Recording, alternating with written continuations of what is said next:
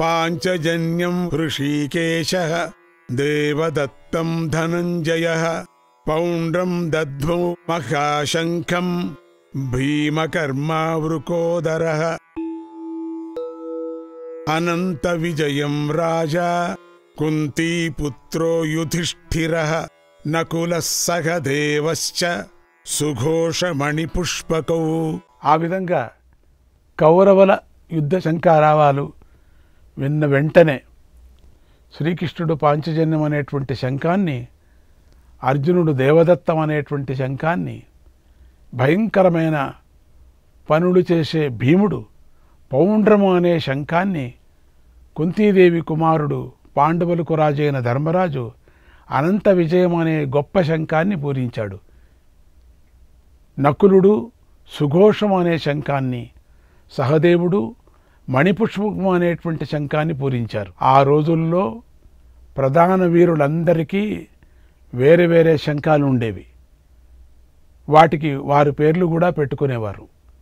ఆ శంఖాల ధ్వనులను బట్టి ఆయా వీరుల యొక్క రాకను గుర్తించే పద్ధతి కూడా ఉన్నట్లు మహాభారత యుద్ధ వర్ణన బట్టి మనకు తెలుస్తుంది. ఎవరైనా ఒక శంఖం పూరించారంటే అటువంటి వీరుడు వస్తున్నాడు అని అర్థం. ఒక్కొక్క వీరుడికి ఒక్కొక్క శబ్దంతో శంఖం పూరించేవారు. శంఖాలు వాటికి పేర్లు కూడా కౌరవ పక్షీయుల్లో వాళ్ళకు కూడా శంఖాలు వాటికి పేర్లు ఉంటాయి. వాటిని ప్రస్తావించకుండా పాండవ పక్షంలోని ఇతరుల శంఖాల పేర్లను ప్రస్తావించకుండా 6 శంఖాల పేర్లను మాత్రమే ప్రస్తావించడం ద్వారా వ్యాస భగవానుడు ఒక కవితా శిల్పాన్ని, ఒక ఆధ్యాత్మిక సందేశాన్ని కలిపి మనకు అందిస్తున్నాడు. ఇక్కడ పంచపాండవులు అనేవారు పంచ జ్ఞానేంద్రియాలకు ప్రతీకలు, అనగా ప్రతినిధులు. వీరిలో రాజు యుధిష్ఠిరుడే అయినప్పటికీ ప్రధానుడు మాత్రం ధనంజయుడే, అంటే అర్జునుడే. ధనంజయుడు అంటే అనేక మంది రాజులను ఓడించి ధనం సంపాదించిన వాడు అని. అయినా కూడా ధనం మీద ఆశపడకుండా ధనాన్ని జయించిన వాడని 2 అర్థాలున్నాయి. ఈ 2 అర్థాలు అర్జునుడి జీవితంలో పూర్తిగా అనువర్తిస్తాయి. ఇతడి శంఖం పేరు దేవదత్తం. పేరు మాత్రమే కాదు, ఇది అగ్నిదేవుడి చేత ప్రదానం చేయబడినటువంటి దివ్య శంఖం. ఈ వివరాలను 14వ శ్లోకం దగ్గరే కొంచెం చెప్పుకొని ఉన్నాం కదా. అర్జునుడి తర్వాత ముఖ్యుడు భీముడు. ఇతడు భీమకర్మ అంటే ఉగ్ర స్వభావుడు.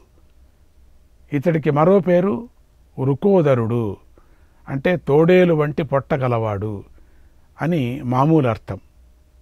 తోడేలుకి ఎంత ఆహారం తిన్నా పొట్ట లావెక్కదు. చాలామంది అంటాం తోడేలు పొట్టగాయ నీకొని, ఎంత తిన్నా వాళ్ళు పొట్ట లావెక్కదు. పాపం పొట్ట లావెక్కిన వాళ్ళు ఇంత తిన్నా పొట్ట లావెక్కిపోతుంది. భీముడు కూడా అలాగే ఉండేవాడు. ఎంత తిన్నా తిన్నట్టుగానే లేకోకుండా ఉండేవాడట. అసలు రహస్యం ఏమిటంటే దేవతల వరప్రభావం వల్ల ఉరకము అనే పేరు గల ప్రత్యేక అగ్ని ఈతడి ఉదర భాగంలో చేరిందట. ఒక అగ్ని చేరింది అందుకే ఎన్ని తిన్నా పోతూ ఉంటాయి. ఇక్కడ వంట ఇల్లే తినేస్తాడు, అయినా ఆకలి అంటాడు. దానివల్ల అతడు ఎంత తిన్నా జీర్ణమైపోతుంది. ఇతడి శంఖం పేరు పౌండ్రం. ఇది ఒక దేశానికి పేరు. అక్కడి ప్రజలు భయంకరంగా ఉంటారని ప్రతీతి. అక్కడ దొరికే శంఖాల ధ్వని కూడా భయంకరమే. అందుకే భయంకర కార్యశీలి అయినటువంటి భీముడు తన శంఖానికి పౌండ్రము అని పేరు పెట్టుకున్నాడు. ఇక ధర్మరాజు తన శంఖానికి అనంత విజయం అనే పేరు పెట్టుకున్నాడు. అనంత విజయం అంటే అంతులేని విజయాన్ని తెచ్చిపెట్టేది. నకుల సహదేవులు కవలలు కదా, సుకుమారులు. వాళ్లలో నకులుడి శంఖం పేరు సుఘోషం అంటే అందమైన ధ్వని గలది. సహదేవుడి శంఖం పేరు మణిపుష్పకం, మణులతో చేసిన పువ్వు లాంటిది. వీరు 5 జనులు జన భూత వంటి శబ్దాలు మంత్ర పరిభాషలో ఇంద్రియాలను కూడా సూచిస్తాయి. ఉదాహరణకు ఇదే భగవద్గీతలో 17వ అధ్యాయం 6వ శ్లోకంలో భూతగ్రామం అనే పదం వచ్చింది. అక్కడ భూత శబ్దానికి ఇంద్రియాలు అనే అర్థాన్ని త్రిమతాచార్యులు చెప్పారు. కనుక పంచజనులు అంటే పంచేంద్రియాలు. ఈ పంచజనులు కలిసిన శంఖం పేరు పాంచజన్యం. అదే శ్రీకృష్ణుడి శంఖం. ఈ విషయాన్ని సూచించడానికే వ్యాస భగవానుడు ఇక్కడ ఋషికేశ అనే పదాన్ని వేశాడు. ఋషికము అంటే ఇంద్రియము, వృషిక ఈశ ఋషికేశ అంటే ఇంద్రియాలకు అధిపతి. ఆయన శ్రీకృష్ణుడు. కాగా ఇక ముందు రాబోయే భగవద్గీతలు చెప్పబోయేదంతా ఇంద్రియాలకు, ఇంద్రియాధిపతికి సంబంధించిన వ్యవహారమేనని వ్యాస భగవానుడు కవితామయంగా శిల్పీకరిస్తున్నాడు ఇక్కడ వ్యాసుడు. ఇక సంజయుడు పాండవ పక్షంలోని ప్రముఖుల పేర్లను తానే ప్రస్తావిస్తూ వారి శంఖ నాదాలను కూడా వర్ణించబోతున్నాడు. కాశ్యశ్చ పరమేశ్వాసః శిఖండీ చ మహారథః దృష్టద్యుమ్నో విరాటశ్చ సాత్యకిశ్చాపరాజితః ద్రుపదో ద్రౌపదేయాశ్చ సర్వశః పృథివీపతే సౌభద్రశ్చ మహాబాహుః శంఖాన్ దధ్ముః పృథక్ పృథక్. ఓ ధృతరాష్ట్ర మహారాజా, గొప్ప ధనస్సు గల కాశీరాజు, మహారథుడైన శిఖండి, దృష్టద్యుమ్నుడు, విరాటుడు, ఓటమి లేని సాత్యకి, ద్రుపదుడు, ద్రౌపదీపుత్రులు, గొప్ప మహాబాహువులు, పరాక్రమము గల సుభద్రాపుత్రుడైనటువంటి అభిమన్యుడు అన్ని వైపుల నుండి వేరువేరుగా ఎవరి శంఖాలు వారు ఊదారు. వీరిలో కాశీరాజు అంటే భీష్ముడికి శత్రువైన అంబ యొక్క తండ్రి వంశం వాడు. శిఖండి ద్రుపదుడి పుత్రుడు, మీసాలు లేని మగవాడు. ఈతడి గురించి 11వ శ్లోకం దగ్గర చెప్పుకొని ఉన్నాం కదా. ఇతడు మహారథుడని సంజయుడే స్వయంగా చెప్తున్నాడు. దృష్టద్యుమ్నుడు ఉగ్రమైన కాంతి గలవాడు. ఇతడు కూడా ద్రుపద రాజపుత్రుడే, పాండవులకు సేనాపతి. ఇతడు గురించి 3వ శ్లోకం దగ్గర చెప్పుకొని ఉన్నాం. ద్రుపదుడు ద్రౌపదీదేవికి తండ్రి. ఇతన్ని గురించి కూడా 3వ శ్లోకం దగ్గరే చెప్పుకొని ఉన్నాం. ద్రౌపదేయులు, ద్రౌపదీపుత్రులు వీరి గురించి 6వ శ్లోకం దగ్గర చెప్పుకొని ఉన్నాం. సౌభద్రుడు అంటే అభిమన్యుడు, సుభద్రార్జునుల పుత్రుడు. సఘోషోదార్తరాష్ట్రాణాం హృదయాని వ్యదారయత్ నభశ్చ పృథివీం చైవ తుములో వ్యనునాదయన్. తీవ్రము ఘోరము అయినటువంటి ఆ పాండవ శంఖధ్వని ఆకాశాన్ని భూమిని కూడా ప్రతిధ్వనింపజేస్తూ ధృతరాష్ట్రపుత్రులైన కౌరవుల యొక్క గుండెలను అదరగొట్టింది ఆ శంఖ వాద్యము యొక్క శబ్దం. పాండవ పక్షంలో ఉన్నవారు చేసినటువంటి ఆ శంఖాల ధ్వని భూమిని, ఆకాశాన్ని కూడా నింపేసింది. భయంకరమైన ప్రతిధ్వనిని పుట్టించింది. నీ పుత్రుల గుండెలను గడగడలాడించింది అని సంజయుడు ధృతరాష్ట్రుడికి చెబుతున్నాడు. అథ వ్యవస్థితాన్ దృష్ట్వా ధార్తరాష్ట్రాన్ కపిధ్వజః ప్రవృత్తే శస్త్ర సంపాతే ధనురుద్యమ్య పాండవః హృషీకేశం తదా వాక్యం ఇదమాహ మహీపతే. ఓ ధృతరాష్ట్ర మహారాజా, ఆ తర్వాత ఆయుధ ప్రయోగము ప్రారంభం కాబోతూ ఉండగా హనుమంతుడే జెండాలోని గుర్తుగా కలిగిన అర్జునుడు యుద్ధానికి సిద్ధంగా నిలబడి ఉన్న కౌరవులను చూసి తన ధనస్సును పైకెత్తి పట్టుకొని శ్రీకృష్ణుడిని గూర్చి అప్పుడు ఈ మాటను పలికాడు. ధృతరాష్ట్ర మహారాజా, ఓ మహారాజా, ఈ విధంగా ఇరుపక్షాల వారు యుద్ధానికి సిద్ధమవుతూ ఆయుధ ప్రయోగ సమయం దగ్గర పడుతూ ఉండగా కపిధ్వజుడైనటువంటి అర్జునుడు తన ధనస్సు ఎత్తి పట్టుకొని శత్రుపక్షం వంక పరిశీలంగా చూసి శ్రీకృష్ణుడితో ఇలా అన్నాడు. కపిధ్వజుడు అంటే హనుమంతుడే, జెండా చిహ్నంగా గలవాడు. మహాభారతంలోని కథాఘట్ట ప్రకారం భీముడు సుగంధికా పుష్పం కోసం గంధమాదన పర్వతానికి వెళ్ళినప్పుడు అక్కడ అతడికి ఆంజనేయ స్వామి దర్శనం లభిస్తుంది. ఆ సందర్భంలో భీముడి ప్రార్థన మేరకు హనుమంతుడు అర్జునుడి యొక్క జెండాలో సహజంగానే ఉన్న కోతి బొమ్మ స్థానంలో స్వయంగా కూర్చొని ఉండి తన సాన్నిధ్య బలం చేత అర్జునుడి యొక్క బలపరాక్రమాలను వృద్ధి పొందింప చేస్తాడని వరం ఇచ్చున్నాడు. అక్కడ వరం ఇచ్చాడు కదా. అందువల్ల అర్జునుడికి కపిధ్వజుడు అనే పేరు కూడా ఏర్పడింది. అలా అర్జునుడి జెండాలో కూర్చొని ఉన్నందువల్ల హనుమంతుడికి భగవద్గీతోపదేశాన్ని శ్రీకృష్ణుడు ముఖారవిందం నుంచి సూటిగా వినగలే భాగ్యం కూడా ఆయనకు లభించింది. ఇక నక్షత్ర శాస్త్ర ప్రకారంగా అర్జునుడు ఉత్తర పల్గణి నక్షత్ర ప్రభావం చేత జన్మించినవాడు. ఈ నక్షత్ర సమూహం వానర ముఖాకారంతో ఉంటుంది. కనుక అర్జునుడు కపిధ్వజుడు అయ్యాడని నక్షత్ర శాస్త్రవేత్తలు చెబుతున్నారు. అర్జున ఉవాచ సేనయోరుభయోర్మధ్యే రథం స్థాపయమేచ్యుత యావదేతాన్ నిరీక్షేహం యోద్ధుకామానవస్థితాన్ కైర్మయా సహ యోద్ధవ్యం అస్మిన్ రణసముద్యమే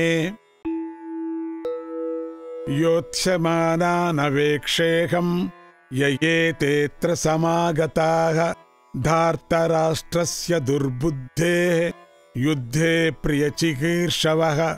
అర్జునుడు ఇలా చెప్తున్నాడు, చ్యుతిలేని ఓ అచ్యుత. అచ్యుతుడికి ఎప్పుడైనా చ్యుతి ఉంటుందా?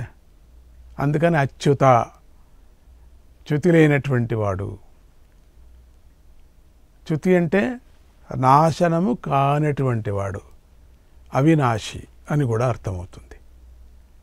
నాశి అంటే పోతారు, అవినాశి నాశనము కానివాడు. అచ్యుత అంటే ఎప్పుడెప్పుడో ఉన్నావు ఓ అచ్యుత. దుర్బుద్ధి అయినటువంటి దుర్యోధనుడికి యుద్ధంలో ప్రియాన్ని చెయ్యాలి అని నిర్ణయించిన ఏ వీరులైతే ఇక్కడ ఈ యుద్ధభూమిలో చేరి ఉన్నారో నేను యుద్ధం చేయాలని కోరుకుంటున్న ఈ వీరులను చూస్తాను. అందుకని అక్కడ మధ్యలో వెళ్ళి నిలబెట్టమని చెప్పాడు. కావలసిన మధ్యలో ఎక్కడో ఇంకో నిలబెట్టవచ్చు. మధ్యలో కావలసిగా ఎక్కడ నిలబెట్టాడంటే ముందు చెప్తాను ఎక్కడ నిలబెట్టాడని. ఉభయ సేనల మధ్యలో వేరే చోట నిలబెట్టవచ్చు కదా. అక్కడ పెద్ద మనుషుల దగ్గర నిలబెట్టాడు, గురువుల దగ్గర, పెద్దవాళ్ళ దగ్గర. కావలసిగా అక్కడ వీళ్ళందరినీ ఒక పని నేను చూడాలనిపించింది. నాకు కావలసిన వాళ్ళంతా ఉన్నారు అక్కడ, పెద్దవాళ్ళందరూ ఉన్నారు, వాళ్ళని కూడా చూడాలా. ఈ యుద్ధం యొక్క ప్రారంభంలో ఎవరితో నేను యుద్ధం చేయాలో చూస్తాను. ప్రారంభం చేయాలి కదా, ఎవరితో ఒకరు యుద్ధం చేయక తప్పదు కదా. ఎవరితో చేయాలా, నేను ఎట్లా చేయాలా, యుద్ధం చేయాలని నిశ్చయించి ఉన్న శత్రువులను చూడగలిగేంత దూరంలో ఈ సేనల మధ్యలో నా రథాన్ని నిలుపు అన్నాడు. ఎందుకంటే చాలా దూరంలో ఉంటాయి కదా, చూడగలిగే అంత మధ్యలో వచ్చి వెళ్ళి నిలుపు. ఎవరితో నేను ప్రారంభం చేయాలా యుద్ధము అంటే వాళ్ళు యుద్ధము చేయటానికి నిర్ణయించుకున్నారు. ఇక్కడ అర్థము నాకు లేదు అని అర్థం. ఇక్కడ ఇండైరెక్ట్గా చెప్తున్నాడు, యుద్ధము చేయటానికి నిర్ణయించుకున్నవారు వాళ్ళని నేను చూడాలా అంటే తనకు లేదు అని అర్థం. మళ్ళీ మళ్ళీ చెప్తున్నాడు పరమాత్ముడికి. ఇక్కడ అర్జునుడు చక్కగా కృష్ణుణ్ణి అచ్యుత అని సంబోధించాడు. అంటే రథం నడపటము అనేటువంటి చిన్న పని చేస్తూ ఉన్న నీ మహత్తత్వానికి ఏమీ డోకా లేదు స్వామి, నీ మహిమ నాకు తెలుసు అని అర్థంతో అచ్యుత, నాకు తెలుసు అచ్యుత అంటే ఏమిటిని. అచ్యుత అనే పదం, అచ్యుత అనేటువంటి మహత్తరమైనటువంటి సాక్షాత్ పదం తెలుసు అని చెప్పటానికి ఒకటి, పెద్దలతో ఎవరితో నేను యుద్ధం చేయాలా అని ఒకటి, రెండవది ఎవరితో నేను ప్రారంభం చేయాలని, రెండవది యుద్ధం చేయటానికి నిర్ణయించుకున్న వాళ్లతో, వాళ్ళు చేయటానికి వచ్చేశారు, యుద్ధం చేయటానికి వాళ్ళు వచ్చారు కాబట్టి మేము తప్పకోకుండా మేము రావాల్సి వచ్చింది అనే ఒక అర్థంతో కూడా చెప్తున్నాడు. నువ్వు సాక్షాత్తు పరమేశ్వరుడే పరమాత్మ, దాంట్లో ఏ విధమైనటువంటి సందేహం లేదు అని తన గౌరవాన్ని, భక్తిని కూడా సూచించాడు. అక్కడ పరమాత్ముడికి తన భక్తిని సూచన చేసుకొస్తున్నాడు. అచ్యుత అనే పదం కృష్ణ అనవచ్చు కదా, ఓ బావా అనవచ్చు కదా. అచ్యుత అంటే చ్యుతి లేనివాడా, ఎప్పుడూ ఉండినవాడా. ఆ గౌరవాన్ని, భక్తిని, గౌరవం, భక్తి, శ్రద్ధ ఇవన్నీ కూడా దీంట్లో. అర్జునుడు అలా అనగానే కృష్ణుడు అతడి హృదయాన్ని పసిగట్టేశాడు. హృదయంలో ఏముంది అర్థమైపోయింది. అప్పుడేమి జరిగిందో సంజయుడు ఇలా చెబుతున్నాడు. అర్జునుడికి లోపల జరిగినటువంటి ఒక తుములం, అంటే ఒక సందేహంతో ఒక జగడం లోపల జరుగుతూ ఉన్నది. దాన్ని పసిగట్టేశాడు. ఇక్కడ పరమాత్మ నీకు అన్నీ తెలుసు, అన్నీ తెలిసి ఈ విధంగా చేయిస్తున్నావు అని ఒకటి, వాళ్ళు యుద్ధానికి సిద్ధంగా వచ్చిన వాళ్ళతో చేయక తప్పదు అని ఒకటి, ఈ విధమైనటువంటి మనస్తత్వాన్ని పూర్తిగా పరమాత్ముడు పసిగట్టాడు. పరమాత్ముడు ఎవరు? మనస్సే కదా, అర్జునుడు యొక్క మనస్సే కదా. అందుకని పసిగట్టకుండాకుంటాడా? ఇక్కడ సంజయుడు చెప్పుకొస్తున్నాడు.